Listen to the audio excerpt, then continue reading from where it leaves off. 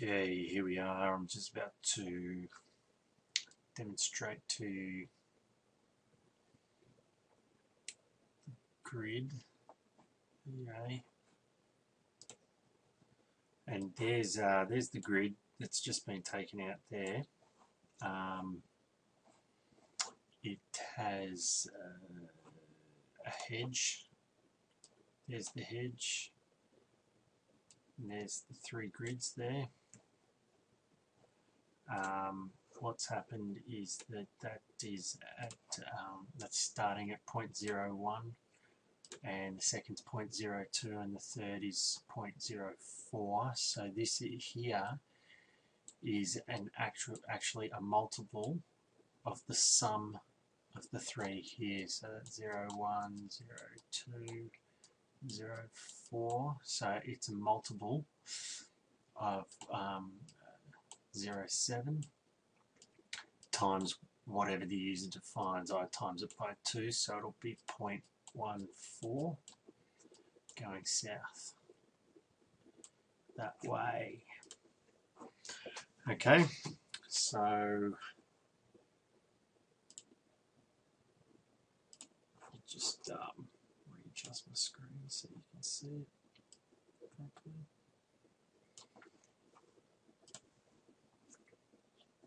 So there you have it. There's just here is the grid being taken out by its hedge. It's obviously travelled too far, and at 2 times the sum has taken it out just down here. Now this, I do believe, is going to turn into a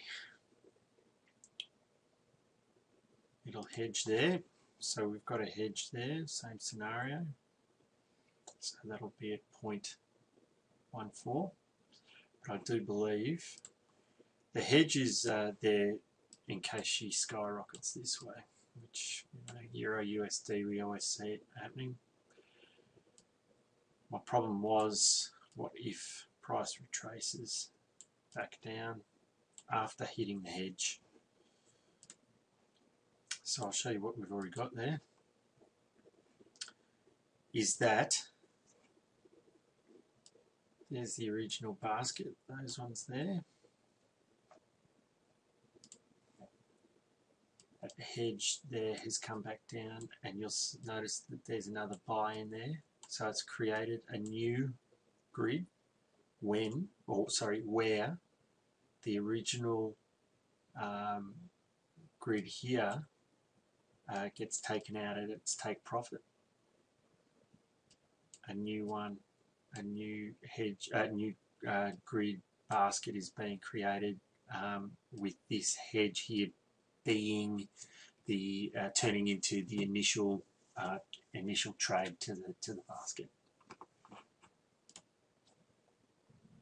So we'll keep that going, and as you can see, there's a pretty good example of it all working out. So we've got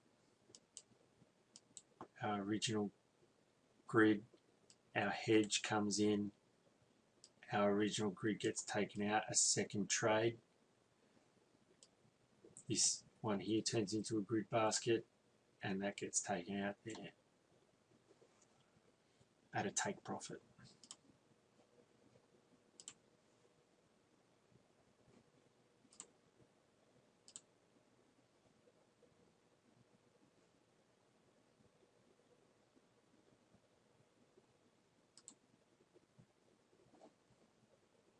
Okay,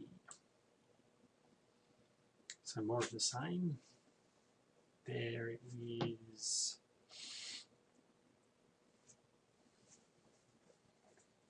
There's our hedge taking out our grid.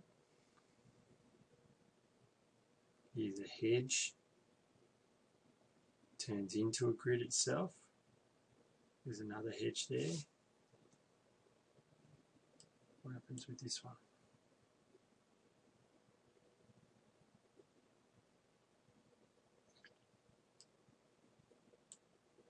Spending a bit of time in there.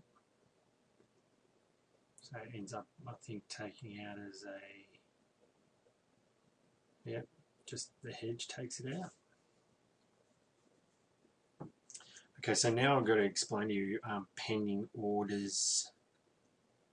What I'm wanting to be able to do is when the initial trade is placed, pending orders are placed in the grid positions.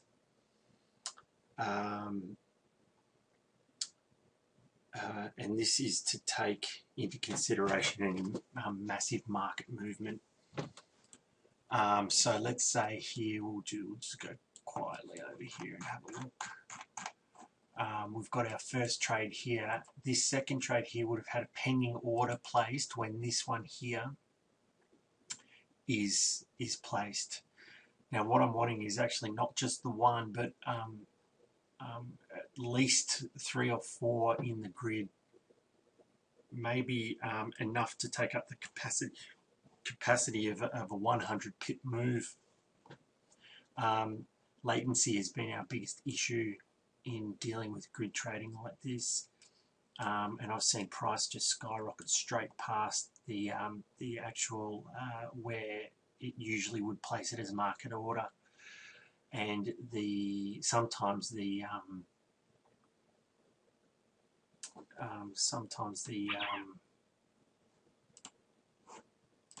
can't find the word, slippage is sometimes the slippage is just never big enough, and it just canes past it, and you miss the opportunity. It's got to mirror what happens in back testing as much as humanly possible. Okay, so what I'd love to see is all the trades in the grid up to and including the first hedge being in it. So you get your first, just to reiterate,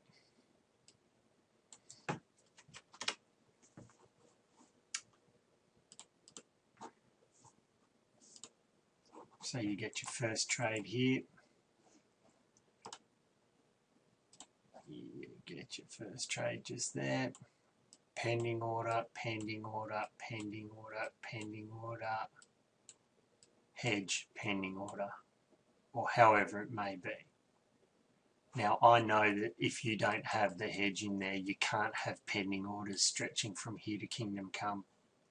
So what I'm saying is that maybe we have it sufficient enough to cover 1 cent, or let's say 5 grid positions, or however many,